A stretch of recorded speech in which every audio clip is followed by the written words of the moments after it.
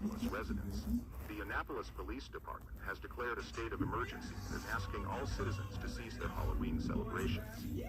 Lock all doors and stop handing out candy. Do not open the door to anyone, even if they ask for help. Do not leave your home. Avoid calling 911 except for severe emergencies.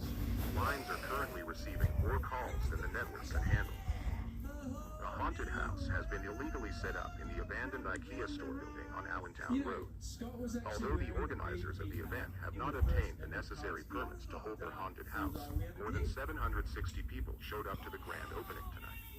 The situation started to escalate 20 minutes after the opening when more than 270 people got trapped inside. Some people bearing laceration marks managed to get out of the building, followed by individuals dressed in IKEA store uniforms. These